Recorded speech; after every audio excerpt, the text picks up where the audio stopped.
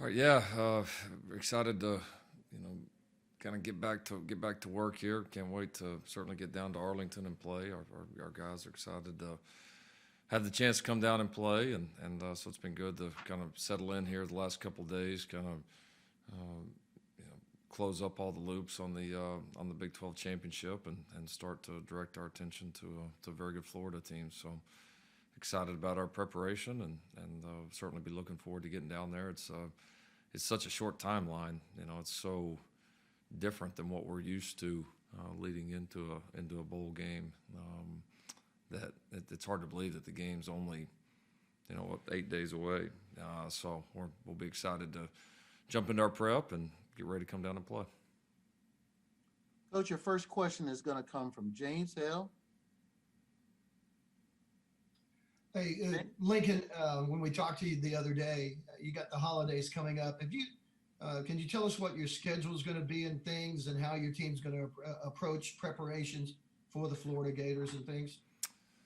Yeah, our guys are here right now. We'll work out for a couple of days, and then we'll get the guys home for Christmas.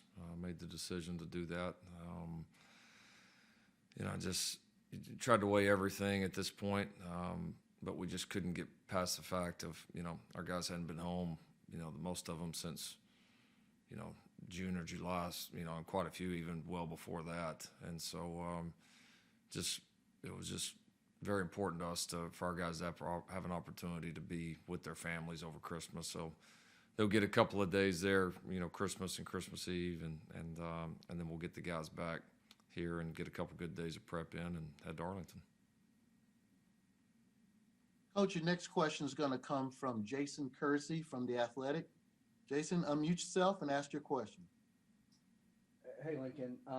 I was just wondering, when you look at the games you guys have had, like last weekend, where you get a big lead and then the other team sort of comes back, have you identified any common threads, things that you can, things that are happening during those games that you can fix? Is that anything that you've really studied and been able to identify?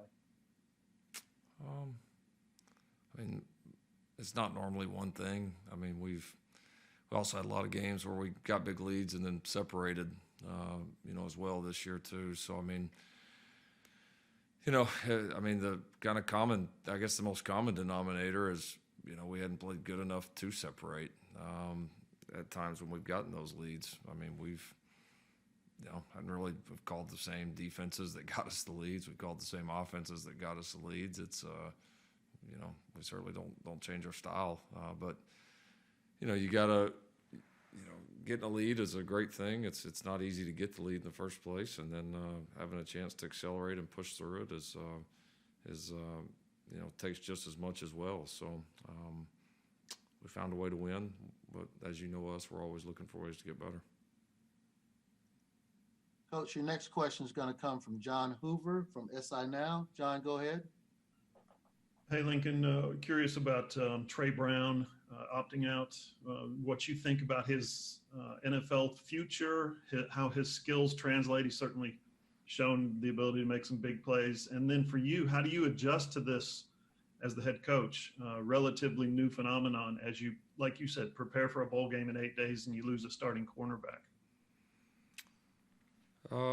Yeah, no, I mean, I think Trey's going to have a good opportunity. I think he's made himself a better player, become much better with his technique. And I think that was a big part of him, was just consistency and technique. So I do think that's improved. And, like all our guys, when they get a chance to take that next step, we're always excited for him. And Trey's no different. As far as how I handle it, next man up. I mean, that's, in any year, you got to do that, especially if we hadn't learned that by this point this year, then we're in trouble. So we've played a lot of guys defensively, and we don't expect to miss a beat. Our next question is going to come from Eric Bailey from the Tulsa World. Eric, go ahead. Lincoln, taking the COVID equation out of this question, or out of this equation, how much does this year compare to the 2016 season when your team was relatively young at a lot of positions to start the year? You were 1-2 and then played your best football leading up to the Sugar Bowl. In a lot of ways, it does. There's a lot of similarities. You know, the rhythm at the end of the year has been certainly a lot different with, you know, I don't know what it'll end up being, but I know it was obviously we'd played one game in a month leading up to the Big 12 championship game. So the keeping of the rhythm has been more difficult here at the end. You know, I thought we, you know, really had a good stretch of team ball there, kind of in the middle of the season, middle to back half, and so that's maybe the biggest difference that I can point to. But no, there's a lot of similarities. I mean, team battling back, a lot of young guys getting better. You know, a team that's got a chance to, as you look past this game, that team that's got a chance to return a pretty big core and you know, have a chance to do some exciting things here in the future. So now there's a lot of the same emotions, a lot of the same, you know, kind of same battles that we've had to fight in a way. So yeah, I think there's a lot of parallels.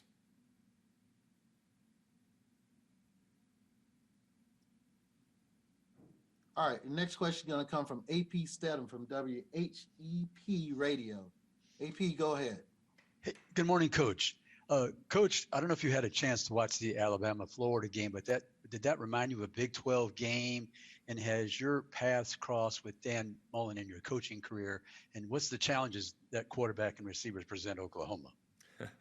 Yeah, that game looked like what everybody would term a Big 12 game, and our game looked like what everybody would term an SEC game. So shows you the good offense, good defense, all that can be played anywhere. And yeah, no, it was I did get to see, we were home by then, so I did get to see the majority of the game. Now two really good teams going at it. You know, two really good offenses going at it. A lot of big plays, and no, it was it was fun to watch. And then, what was the second part of the question? I'm sorry. Coach, I think we've already muted his line. So, there he is. Here you go, Scotty. Oh, Coach, I was wondering if your paths have ever crossed right, with sorry. Dan Mullen, and then what challenges does that present you, that quarterback and the receivers? Yeah. No, I don't think, unless I'm missing something, I don't think that we've ever coached against each other, and I'm not sure that I've ever met Dan. And so, you know, one of the few guys that are rolling right now that haven't crossed with. But obviously, I've had a chance to watch him from afar for years and years, and always admired what he's done offensively and what he's done as a head coach. I mean, you know, God does a tremendous job. So all the respect in the world for him. And yeah, no, their group presents a lot of challenges. I mean, there's a lot of great matchups.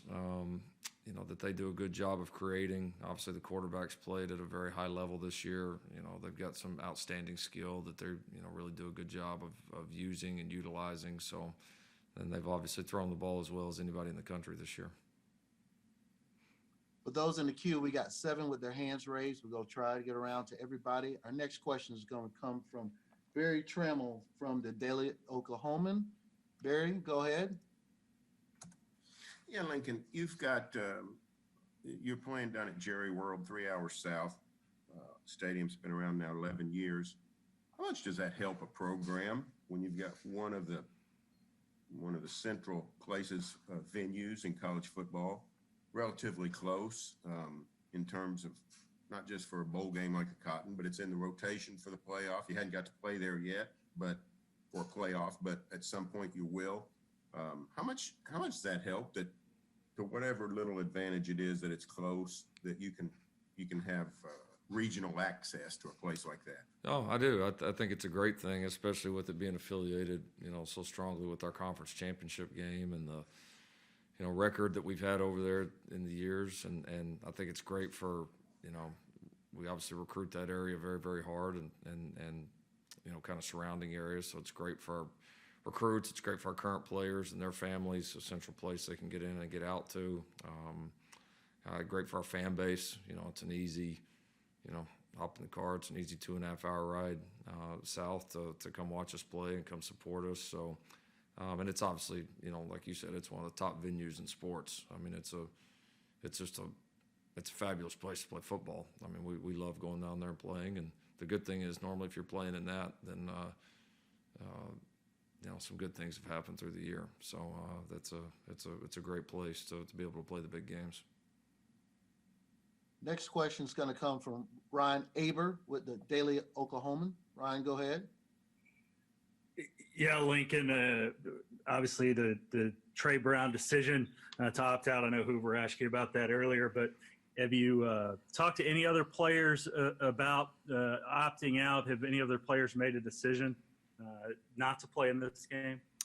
I think our guys that have made the decision to transfer out of the program right now would be the ones that we won't have. But I don't have anything further after that right now. Coach, your next question is going to come from Keegan Raynaud from Sooners Wire. Keegan, go ahead. Yeah, Lincoln. With the way you guys have played defense, you made a comment after the game on Saturday that you were playing the field position game a little bit. Have you changed the way you coach in a game with how good the defense has played the last 2 years, or has there been any mentality shift at all with how you're calling plays, offense, and anything like that? I wouldn't say you shift through the years. I mean, I think each game, and I mean a little bit bigger picture each team, but each game is its own deal. I mean, I'm just trying to win, and do the things that within that game and that moment that I think give our team the best chance to win. And that all depends on so many things. I mean, I would have loved to have not had to play the field position game and done a way better job on third down the other day than we did. But that's those things happen, those games happen, and you've just got to be able to find a way to win. If you only got one recipe, then eventually that's going to catch up with you. And so that's what excites me about this team, because we do have the capability to really make things tough on opposing offenses. We've shown the capability of being explosive offensively. We want to push for more and more, certainly on both sides of the ball, and never a sense of satisfaction, but we have shown the ability to win games in a lot of different ways. And then the other thing I think that's been really good about this team is, this team throughout the year has been able, especially here, obviously this last big run, has been able to answer the call maybe when one side's not playing well. I mean, obviously offensively in the second half, and the defense being able to hold it together in the Big 12 game. I mean, you circle back to, the Texas game where, defensively we played so well, and then we kind of struggled there, towards the end of the game and first couple of overtimes, and offense really got on track and was able to keep extending the game and ultimately win it. And so, this team has done that, and how teams play off of each other and complement each other, I think, is so important. And that has given us a chance to win games very different ways. And if we hadn't had that on this team, we wouldn't be, sitting here doing this press conference right now. I mean, this team would be in in not as good a situation and with not near as strong a finish as what we've had.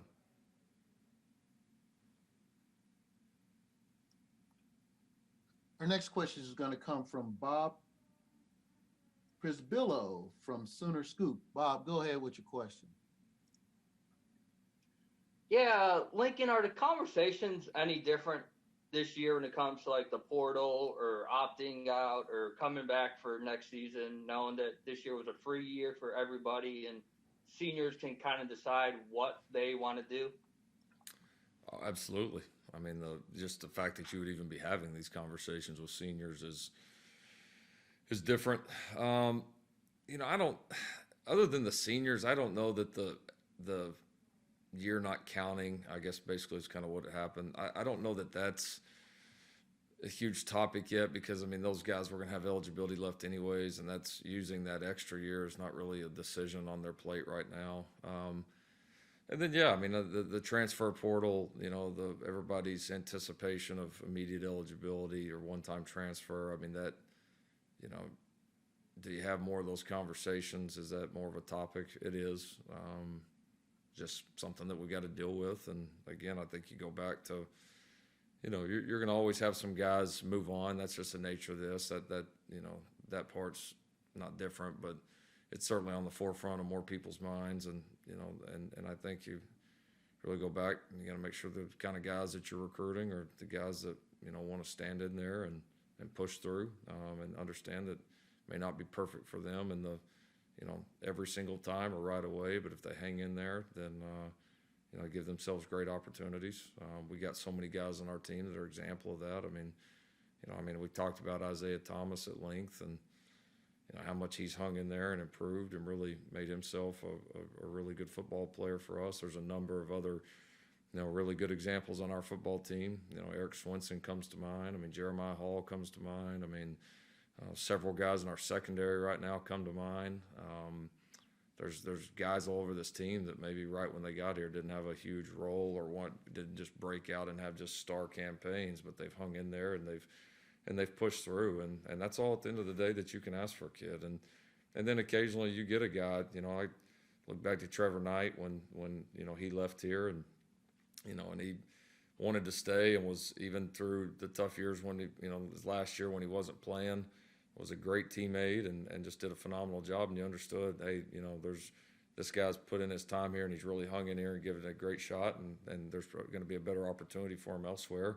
Felt very similar about Tanner Mordecai and his decision. Felt very similar about TJ Pledger and his decision. Those are guys you appreciate because those guys hung in here. They really gave it a chance. It wasn't like one thing didn't go their way and they bailed out.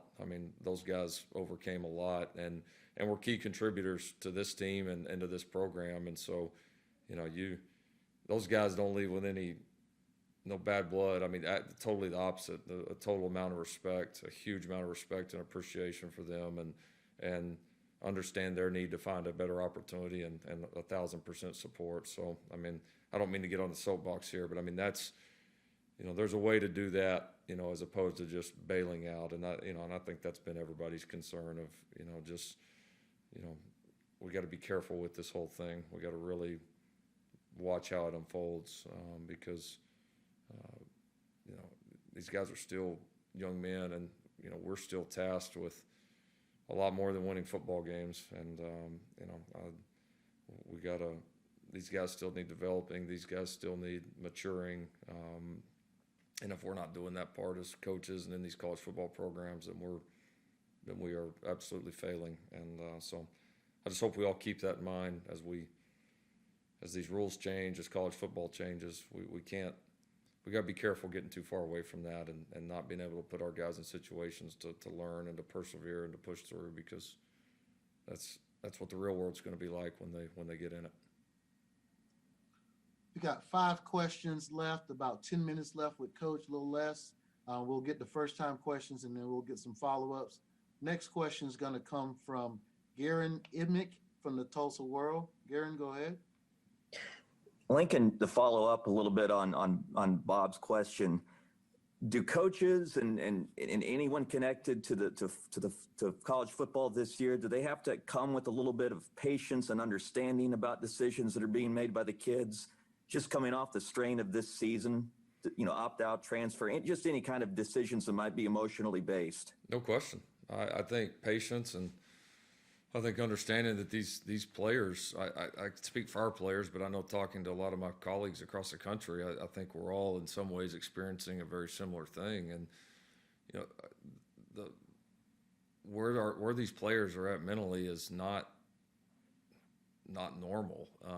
And how could it be? Lives of everyone have been turned upside down and changed in so many drastic ways. And it's just been, the challenges have been so unique and so, difficult this year that, I always try to guard myself and try to educate our guys. I always believe you don't make a big decision in an emotional time. And that's I think we're seeing a little bit of a result of that, across the country of, guys are in a different frame of mind and need to get away and need breaks and need a chance to kind of catch their breath. They need to see their families. It's, and I worry that, again, not anybody specifically, I'm just talking generally. I just worry that having to make these decisions that are, life-altering decisions for so many of these guys in this moment is it can be dangerous. And so I just, these guys are in a different headspace, and I get it. I think the whole world is in a way. And so, just we've really just been trying to educate our guys on, this year's different, and any way that you judge this year, you can throw a lot of the old standards. I mean, a lot of the old way of thinking or ways that we judge college football programs, college football teams, college football players. I think you can throw a lot of it out the window this year. I mean, it's that much different. And so I, just encourage guys to, as they look at their situation, they look at their program, what they want to do. Not just our players. I'd encourage players anywhere just to make sure you understand this year's is the exception. It's not the rule. And, I think we all hope that we can get back to a more normal go at this thing next year. And I hope guys aren't rushing out because of the circumstances that honestly this year you couldn't run away from no matter what university you're at. We got about 5 more minutes with Coach. We got a couple first-time questions. We want to get those in. Next one's going to come from Chandler Engelbrecht from OU Daily. Chandler, go ahead with your question. Hey, Coach. Just wanted to ask a quick question about the last time these two teams played. Obviously, it was over a decade ago, and it was in the game's biggest stage. Did you watch that game, and do you think that serves as any extra motivation coming into this one as, you guys came up short that time? You're talking about the 2008 game? Right. Yeah, I did because we were, a win in Norman away from playing in that game at Texas Tech. So, I did watch it. I mean, I have memories of a great football, game with, two really talented, very special rosters on both sides. Does that provide motivation for our team right now? Probably not, to be completely honest with you. I think, some of these guys are so far removed from that. I don't know that it's something we would talk a lot about with our guys. I mean, do we take pride in our history here and all that's been done and understanding it, knowing it? Of course we do, and we've got one of the best of anybody. And so we absolutely take a lot of pride in that. But does it provide extra motivation 10 years later for, mostly guys and coaches that weren't involved with it? Probably not a whole lot. Coach, your next question is going to come from Joe Bettner from the Norman Transcript. Joe, go ahead. Hey, Lincoln, just kind of going back to talking about mental health, and I'm curious, you talk about the education of players and keeping those guys engaged. I'm curious, is there anything you can point to that you've done or maybe your staff has done to try to maybe alleviate some of those things? I think you had pointed to, the fact that team dinners are different, travel's different. I'm just curious if you can name any specific instances that you guys have maybe tried to tap into as far as, making sure those guys are okay. Yeah, I mean, it's been a day-to-day process for us as well because, as a coach, you're kind of constantly trying to figure out how do you make this place better, how do you make your players better, how do you help them, how do you give them what they need, and it's been more difficult this year, kind of like you referenced the lack of options. You can't have your players over to your house to eat. You can't, have all the one-on-one time that you want to have with these guys. I mean, it's we've had a little bit less tools, I guess, if you will, at our disposal because of this. And so no, I mean, I think it's been just trying to have as much conversation with them as we can, checking in, support, and then I think we've tried to do as many things as we can to bring enjoyment to it, just because, outside of their lives, again, it's outside of football, there's so much is different that, and everybody, I think everybody across the world right now is a little tense, a little, tired, a little, just, again, everybody's worlds have kind of been rocked by this thing. So it's, we've tried to make sure that we still find the joy in what we're able to do, that we still look after one another, that we still celebrate the wins and the successes and not, try to keep as much perspective on it as we can. And I think that's been important for our team. Coach, your last question is going to come from Ryan Aber as a follow-up. Ryan, go ahead.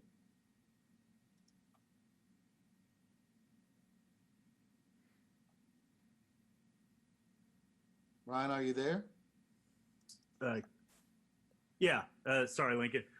Was going to ask you about Perion Winfrey and his development. How much growth have you seen from him, and just how big has he been to the success that y'all have been able to have on the defensive front? Yeah, Perion's done a nice job.